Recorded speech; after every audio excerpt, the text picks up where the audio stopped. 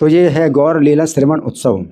गौर लीला को श्रवण करने का उत्सव है, सुनने का उत्सव है ना। तो मैं पूछ रहा हूँ कितने लोग सुनेंगे, मेरे साथ रहेंगे, मुझे छोड़ के नहीं जाएंगे, 9 बजे तक यहाँ रहेंगे? हाथ उठाइए। जो बड़े बड़े लोग हैं वो नहीं बैठेंगे क्यों? क्योंकि गौर लीला है पतितों की रक्षा करने के लिए। जो पतित नहीं हैं, बहुत ऊंचे उठे हुए हैं, बड़े प्रबंधक हैं, मंदिर के कार्यकर्ता हैं, वो क्यों बैठेंगे? है ना। नहीं, वो तो अलग बात है, लेकिन श्रवण का भी महत्व समझो। श्रवण का महत्व नहीं समझा जाता, क्योंकि मैं पढ़ता हूँ। अगर मैं पढ़ता हूँ तो जो इस बात में ही जो है मतलब लगता है कि भाई ये ठीक नहीं है, लेकिन भगवान की प्रसन्नता तो इसमें होती है।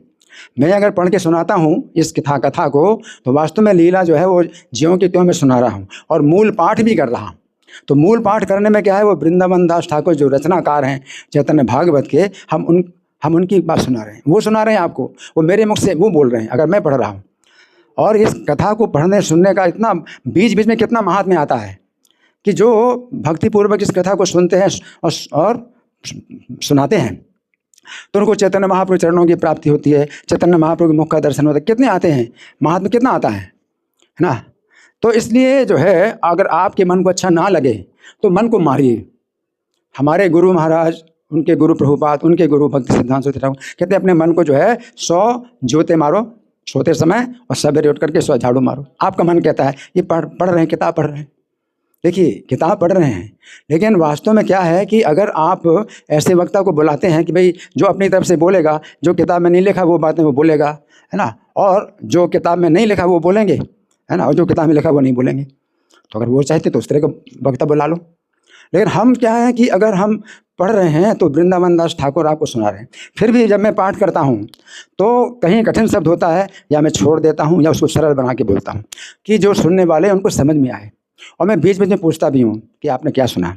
तो इस तरह से रुचि बढ़ती है। और कई भक्त जो है ऐसे हैं जो कि 5 दिन की कथा सुनते हैं और इसकी प्रशंसा भी करते हैं। लेकिन जिनको नहीं सुनना प्रशंसा और केवल निंदा करना है और सुनते हैं ही नहीं बिल्कुल, और केवल निंदा करते हैं कि मैं केवल पढ़ के सुनाता हूँ, तो ये चीज़ जो है क्या है ना कि आपके लिए फिर हानिकारक होगी, है ना।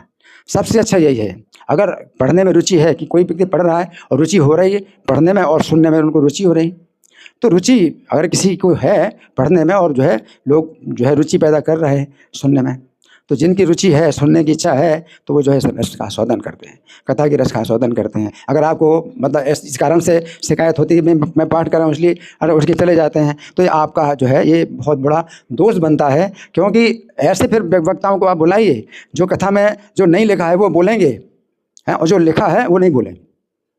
आप उसको बुलाओ, वो जो है आपको बहुत पसंद आएंगे, भाई कितनी लच्छेदार बातें कर रहे हैं। वो गौर लीला नहीं होगी, वो कहाँ की लीलाएं सुनाएंगे।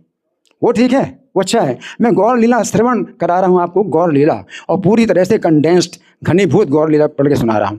और इसमें जो है मुझे आनंद आ रहा है, आपको सुनने में आनंद आ रहा है, वो तो बैठेंगे। जिनको नहीं आ रहा आनंद वो भी सुने, क्योंकि इसमें रूप गोस्वामी की ये शिक्षा है कि आपके मन में जो है अगर रुचि नहीं है, स्यात् कृष्ण नाम चरिता सताप विद्या, कृष्ण नाम में, कृष्ण की कथा में, कृष्ण की लीला में अगर जो है आपकी रुचि नहीं है, तो इसका कारण क्या है कि जैसे पीलिया की बीमारी होती है, तो पीलिया की बीमारी में मिश्री जो है वो कड़वी लगती है। तो मिश्री का कोई दोष नहीं है, वो आपकी जो है अविद्या की बीमारी, अविद्या की बीमारी के कारण भगवान की कथा, भगवान का नाम और भगवान की लीला अगर आपको रुचि नहीं होती है तो भी आदर पूर्वक सुनो। किंतु आदरादन दिनम खलु से विजुष्टा, आदर पूर्वक उसका श्रवण करो। स्वाद्वी क्रमात् भवति तद्गद मूल हंत्री, तो अविद्या की बीमारी दूर होगी और आपको जो है स्वादिष्ट लगने लगेगी। इसलिए कभी ऐसा मत सोचिए कि मैं पढ़ के सुना रहा हूँ। वैसे तो मेरे कितने प्रवचन हैं जो कि डेली होते हैं, मंदिर में भी होते हैं, कौन सुनने आता है? अगर आप कहो कि मैं प्रवचन करूँ तो प्रवचन करूँगा, एक ही प्यार पर पूरा प्रवचन करूँगा, कौन सुनने के लिए तैयार है? जो सुनना नहीं चाहते वो निंदा ही करते हैं, तो केवल निंदा ही करेंगे और उनकी निंदा को कोई रोक नहीं सकता। जैसे कहा जाता है ना कि एक पिता पुत्र दोनों चल रहे हैं एक साथ और एक घोड़ा है, तो दोनों बैठ गए घोड़े में, तो निंदा करने वाले बोले देखो दोनों के दोनों घोड़े में बैठे हुए हैं, है ना, कैसे जो है ये लोग हैं, दोनों के दोनों एक घोड़े के ऊपर चढ़े हुए हैं। तो ठीक है भाई, पिता घोड़े में चढ़ गया और पुत्र जो है पैदल चलने लगा, तो फिर निंदा कर रहे हैं, देखो पिता जो है घोड़े में बैठा है और लड़के को जो है पैदल चला रहा है। तो फिर क्या हुआ कि पुत्र घोड़े में बैठ गया, पिता चलने लगा पैदल, तो फिर निंदा करने लगे। क्या ये देखो लड़का जो घोड़े में बैठा है और पिता को पैदल चला रहा है, अब दोनों उतर गए, दोनों उतर गए तो फिर निंदा देखो कैसे हैं, दोनों के दोनों जो है पैदल चल रहे हैं, घोड़ा में कोई नहीं चढ़ा हुआ है। तो निंदा करने वाले तो निंदा करेंगे, है ना। तो इसलिए अच्छा ये है कि आप निंदा अगर सुनना चाहते हो तो आप जो है यहाँ मत बैठो, आप कथा सुनना चाहते हो तो फिर निंदा नहीं सुनोगे, निंदा सुनना चाहते हो कथा नहीं सुनोगे। यहाँ पर जो है यही है कि आप अपने मन के हिसाब से, हर कोई मतलब क्या है कि कोई प्रशंसा करता है, निंदा करता है, लेकिन वो भगवान को कितनी प्रिय लगती है वो कथा, भगवान की कथा जो है भगवान को कितनी प्रिय लगती है। भगवान कहते हैं मद भक्ता यत्र गायन्ति तत्र तिष्ठामि नारद, जहाँ मेरे भक्त मेरा गान करते हैं वहाँ मैं रहता हूँ। तो मैं स्वयं नहीं कुछ बोल रहा हूँ, इतने पूर्ववर्ती आचार्य उनकी बात बोल रहा हूँ। और मैं जब पढ़ के सुनाता हूँ तो इसमें कहीं कठिन शब्द होगा तो मैं उसको बदल देता हूँ, सरल बना देता हूँ, या उसको छोड़ देता हूँ कि सुनने वालों को जो है पूरी तरह समझ में आए। बीच बीच में पूछता भी हूँ, रुचि भी होती है, भक्त लोग ताली बजाते हैं। तो ये कथा की जो है इससे क्या शान होती है कि भक्त लोग जो है सुन रहे हैं, उनको हर्ष हो रहा है। तो कथा जो है भक्तों को हर्षित करने वाली। सरल व्यक्तियों के लिए भगवान की भक्ति बड़ी सरल है और कुटिल व्यक्तियों के लिए बड़ी जटिल है। तो जैसे मैं पाठ करता हूँ वैसा कोई नहीं करता, सब अपना अपना प्रवचन देते हैं, है ना। मैं ही केवल ऐसा हूँ, तो सबसे बुरा मैं ही हूँ, सबसे बुरा मैं ही हूँ हैं। और चैतन्य महाप्रभु का अवतार भी हुआ है पतितों का उद्धार करने के लिए, और मैं सबसे बड़ा पतित हूँ, मैं सबसे ज़्यादा पतित मैं हूँ, मेरे समान कोई पतित नहीं है। तो इसलिए चैतन्य महाप्रभु की कृपा तो मुझे मिलेगी। और जो पतित नहीं है वो बहुत ऊंचे कोटि के हैं, वो कहते हैं क्यों पढ़ के सुना रहे हो, हैं अपना प्रवचन सुनाओ। तो मेरे पास योग्यता नहीं अपना प्रवचन सुनाने की। और प्रभुपाद भी कहते हैं कि जो पूर्ववर्ती आचार्यों की बातों को केवल सुनाए, अपनी बात ना जोड़े ना कोई घटाए, तो वो जो है वो उससे जो है लोग भक्त बनते हैं।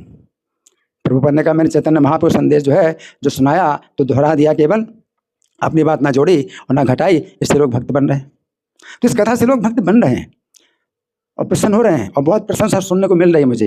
लेकिन हाँ ये है कि निंदा जो करने वाले हैं वो कभी कभी कानों में पड़ जाती है कि हाँ भाई निंदा भी हो रही, कुछ निंदा भी हो रही है ना। तो ये है, लेकिन जो जिनकी निंदा हो रही है उनका मन कितना शुद्ध है वो आप सोचो, आपका मन कितना शुद्ध है ना। आपके अगर मन को अच्छा नहीं लगता है तो भी आप सुनिए और मन को जो है आप मारिए, मन को मारिए, है ना। ठीक है। तो अभी जितने लोग बैठे हैं मुझे छोड़ के ना जाएं, मैं बंधा हूँ 9 बजे तक मैं बंधा हूँ। तो कितने लोग हैं मेरी तरह बंधे हुए हैं, हाथ उठाइए जो मुझे छोड़ के नहीं जाएंगे है ना। अगर कोई बहुत आवश्यक हो तो वो तो भगवान जानते हैं कि कितनी आवश्यकता है, और भगवान जानते हैं कि आवश्यकता नहीं तो भी आप उठ के जा रहे हैं, वो भगवान जानते हैं। वो आपके ऊपर मैं छोड़ रहा हूँ, आपको खुद ही समझना है कि कितनी आवश्यकता है। आप सुनना चाहते हैं नहीं सुनना चाहते हो तो भगवान जानते हैं। अगर आप सुनना चाहते हैं कथा तो भगवान इसी से हृदय में आपके बंदी हो जाते हैं। शुश्रूष वित्त क्षणात् सद्यो हृदय वरुद्ध पृथ्वी शुश्रूष वित्त क्षणात्। भगवान जो है उसी के हृदय में बंध जाते हैं और बंदी बन जाते हैं, कैद हो जाते हैं जिसके हृदय में सुनने की इच्छा होती है। आपके हृदय में कितनी सुनने की इच्छा है वो भगवान जानते हो। भगवान आपके दिल में इसलिए रहेंगे और या नहीं रहेंगे, आपके अंदर कितनी सुनने की इच्छा है। लेकिन सुनने की इच्छा नहीं तो भी सुनो, इससे आपका मन शुद्ध होएगा। जब मन शुद्ध होएगा तो सुनने की इच्छा होगी। मन शुद्ध नहीं है, मन में गंध पड़ा हुआ है और निंदा करते हैं तो अपने दोष लगता है। इसलिए चैतन्य महाप्रभु जगाई मधाई का पाप जो है अपने ऊपर ले लिया, और चैतन्य महाप्रभु शरीर काला पड़ गया क्योंकि बहुत इनके पाप थे। तो चैतन्य महाप्रभु का शरीर पूरा काला पड़ गया।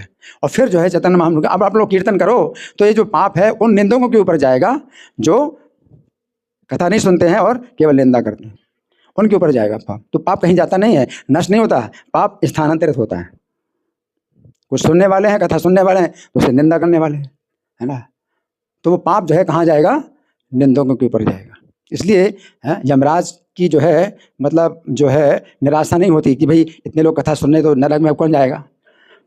तो कुछ लोग ऐसे हैं जो निंदा करने वाले हैं और नरक को भरेंगे, ऐसे हैं वो लोग। यमराज के बड़े जो है हितैषी हैं, यमराज के बड़े हितैषी हैं। वो हित कामना करते हैं भी नरक भी खाली रहेगा, हम नरक को भरना है तो नरक को भरो। हाँ, तो ऐसे लोगों की भी कमी नहीं है जो कथा नहीं सुनते केवल निंदा करते हैं और नरक को जो है भरेंगे। यमराज का जो है काम जो है बंद नहीं होगा, नहीं तो बेचारे खाली हाथ बैठे रहेंगे, कोई नरक में नहीं जाएगा, क्या करें। तो आपको बड़ी दया आती है, यमराज के ऊपर बड़ी दया आती है ना। तो कितने लोगों को दया आती है यमराज के ऊपर कितने लोगों को दया आती है, नहीं आती है दया करो, यमराज के ऊपर दया करो, हैं तो निंदा करो। ये तो पढ़ के सुना रहे, मैं बिना पढ़े भी सुनाऊंगा, कितना सुनाऊंगा, कौन सुनेगा। जो निंदा करने वाले वो सुनेंगे क्या, नहीं सुनेंगे, वो वैसे भी नहीं सुनेंगे, फिर भी निंदा करें, कुछ ना कुछ जो है कारण बना लेंगे निंदा करने का, तो निंदा करेंगे। तो इसलिए हमारी यही प्रार्थना है, गौर कथा श्रवण उत्सव का महत्व भी हमें समझाना है। ये गौर कथा श्रवण का उत्सव, देखिए मैं पढ़ के सुना रहा हूँ, इस कथा में कितनी शक्ति है। एक बार ये घटना हुई थी, 2014 की है, जो चैतन्य महाप्रभु के माल 2015 की गौर कथा। तो इसमें मैं कथा में पढ़ के सुना रहा था, जैसे सुनाता हूँ वैसे सुना रहा था। तो पढ़ के सुना रहा था कि चैतन्य महाप्रभु जिस रात को संन्यास लेने वाले थे, तो उस रात में चैतन्य महाप्रभु की इच्छा से, कोई नहीं जानता था कि संन्यास लेंगे, लेकिन चैतन्य महाप्रभु की इच्छा से सब नवद्वीप के जो भक्त हैं वो आ रहे थे और चैतन्य महाप्रभु को माला पहना रहे थे, और चैतन्य महाप्रभु अपने माला उनको पहना रहे थे, और सब लोग बड़े प्रसन्न होकर के जा रहे थे। तो रात में इतनी भीड़ थी और चैतन्य महाप्रभु की माला लेकर के जो है बड़े प्रसन्न होकर के जा रहे थे। जब मैंने ये पढ़ा तो यहाँ पर चैतन्य महाप्रभु का फ्रेम, चैतन्य महाप्रभु फ्रेम था और उसके नीचे प्रभुपाद का फ्रेम था। तो चैतन्य महाप्रभु फ्रेम की माला गिर करके प्रभुपाद के फ्रेम में आ गई और सबके सामने हुआ। मैंने नहीं देखा, सबने बताया, और मैंने फिर पूछा कि आश्चर्य है कि नहीं। बोले आश्चर्य है। मैंने कहा थोड़ा आश्चर्य, बड़ा आश्चर्य, बड़ा आश्चर्य, बड़ा आश्चर्य, बहुत बड़ा आश्चर्य, बहुत बड़ा आश्चर्य। क्योंकि माला अगर बड़े फ्रेम से गिरेगी तो नीचे ये फ्रेम में ऐसे नहीं लिपट सकती कि जैसे कि किसी ने पहनाई हो, है ना। वो माला प्रभुपाद के जो है फ्रेम के ऊपर गिरी, है ना, ये सब ने देखा, है ना। तो ऐसी कितनी घटनाएं होती हैं गौर कथा में कि जो भक्त लोग सुनते हैं उस समय जो है ऐसी आश्चर्य की घटनाएं होती हैं। और वो जो रिकॉर्डिंग सुनते हैं, कथा की रिकॉर्डिंग सुनते हैं, उसमें भी जो है बहुत लीलाएं होती हैं, है ना। तो कितना मतलब इस कथा का महात्म्य अगर मैं सुनाऊँ तो 5 दिन में यही सुनाता रहूँगा, किताब बिल्कुल नहीं पढ़ूंगा। किताब पढ़ने का जो है महात्म्य कितना है वही मैं सुनाता रहूँगा और किताब नहीं पढ़ूंगा। अगर आप चाहते हो तो मैं वही महात्म्य सुनाऊँ कि किताब सुनने का कितना महात्म्य है। कोई भी व्यक्ति जो है पढ़ के सुना सकता है, लेकिन रुचि हो। इसलिए कहा जाता है कि भक्त के मुख से हमें कथा सुनना चाहिए। तो मैं भक्त नहीं हूँ, लेकिन फिर भी कुछ शक्ति आ गई आप लोगों की संगति से कि मुझ में रुचि होती है पढ़ने की, क्योंकि आप लोगों की सुनने की रुचि, आप लोगों की सुनने की रुचि के कारण मुझे पढ़ने में रुचि होती है। नहीं तो मेरे अंदर भी मेरे अंदर भक्ति नहीं, कुछ भी नहीं। तो चैतन्य महाप्रभु दया करते हैं तो वो जो है मेरे मुख से बुलवाते हैं, मैं बोल पाता हूँ और भक्तों को हर्षित करता हूँ। तो भक्तों का हर्ष होता है तो इससे फिर मुझे भी जो है चैतन्य महाप्रभु की कृपा प्राप्त होती है ना। तो आप लोग जो है सोच लीजिए, मेरे साथ जैसे बंधे हैं मैं बंधाऊँ, आप लोगों को बंधना है नहीं बंधना, बंधना चाहते या नहीं बंधना चाहते। अगर नहीं बंधना चाहते आपकी मर्जी, क्योंकि भगवान की जो है पूरी तरह से छूट है कि आप बंधना चाहते हैं कृष्ण के चरणों से या माया से, या माया में बंधना चाहते हैं या कृष्ण के चरणों से बंधना चाहते हैं, पूरी छूट। और जहाँ आपने चुनाव किया माया से बंधना चाहते हैं तो फिर आप माया से बंधें, फिर आप जो है बहुत मुश्किल है कृष्ण के चरणों में आना। कुछ बिंदु ऐसे होते हैं जहाँ कि आपको चुनाव करना होता है कि आपको कृष्ण से बंधना है या माया से बंधना है, और फिर जो है फिर मौका बहुत दिनों के बाद फिर कभी मिलेगा कि फिर चुनाव करने का मौका मिलेगा। फिर बंध गए तो बंध गए नहीं, ठीक है। तो बहुत से लोग हैं जो इस कथा को सुनना चाहते हैं इस्कॉन डेली लाइव में। तो उन्होंने कल भी बहुत प्रार्थना की थी कि इस्कॉन डेली लाइव में, क्योंकि वो आ नहीं पाते हैं तो वो जो है दूर से सुनेंगे, तो कल कथा नहीं हो पाई। तो आज उनको जो है फिर भी आश्वासन दिया गया है कि इस्कॉन डेली लाइव में वो जाएगी कथा, अभी आ रही है, इस्कॉन डेली लाइव में आ रही है कथा, है ना। तो जो निंदा करने वाले हैं तो उनकी भी हो सकता है कमी ना हो, मुझे पता नहीं कितने लोग निंदा कर रहे हैं कि मैं पढ़ता हूँ, पढ़ के सुनाता हूँ, लेकिन कितने लोग प्रशंसा करते वो तो मुझे दिखाई पड़ता है। वो तो मेरे सामने ही बोलते हैं, लेकिन निंदा करने वाले मेरे सामने नहीं बोलते हैं, वो कुछ पीठ पीछे बोलते हैं। लेकिन हमारा संदेश यही है कि अगर आप जो है फिर भी अपने मन को मारिए, क्योंकि आपके मन को प्रसन्न करने से क्या होगा, आपको नरक की प्राप्ति भी हो सकती है, क्योंकि मन शुद्ध नहीं। तो आपकी जो है मतलब अपनी प्रसन्नता से आप काम करते हैं, मन की प्रसन्नता से काम करते हैं, और मन शुद्ध नहीं है तो नरक में ले जाएगा। इसलिए रूप गोस्वामी की यही शिक्षा है कि आपको अच्छा लगे ना अच्छा लगे, यानी कृष्ण कथा अगर वो जो है शुद्ध रूप में सुनाई जा रही है तो आप उसको सुनो। और जैसे पीलिया का मरीज है, वो मिश्री उसको खिलाई जाती है, वो कड़वी लगती है, और लेकिन वो मिश्री दवाई की तरह उस समय होती है कि वो कड़वी लग रही है, तो आदरपूर्वक वो मिश्री खाता जाता है। कड़वी लग रही है लेकिन दवाई के रूप में मिश्री खा रहा है। आदरात अनुदिनम खलु से, प्रतिदिन उसको जो है सेवन करना है, मिश्री का सेवन करना है। तो कथा मिश्री के समान मीठी है, लेकिन आपको अच्छी नहीं लगती, ये किताब पढ़ रहे हैं इसलिए अच्छी नहीं लग रही, अब मैं बिना किताब पढ़े सुनाऊंगा तो भी अच्छी नहीं लगती। तो किसी कारण से भी मन जो है आपका अशुद्ध है ना। परंतु आदरपूर्वक फिर भी जो बुद्धिमान मरीज होता है उसको मिश्री कड़वी लगती है, आदरपूर्वक फिर भी वो दवाई के रूप में लेता है। आदरपूर्वक सुनो।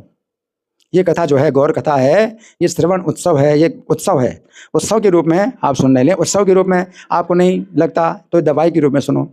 ये भव औषधि है, भव रोग की औषधि है, कड़वी है हाँ, लेकिन जो बुद्धिमान मरीज होता है वो जब दवाई जो बीमारी की जो कड़वाहट समझता है तो वो कड़वी दवाई को लेता है कि कड़वी दवाई तो केवल कुछ समय के लिए है, लेकिन ये जो कड़वाहट है, भवरोग की कड़वाहट है, ये हमेशा के लिए दूर हो जाए और फिर ये जो दवाई है फिर मीठी भी हो जाएगी।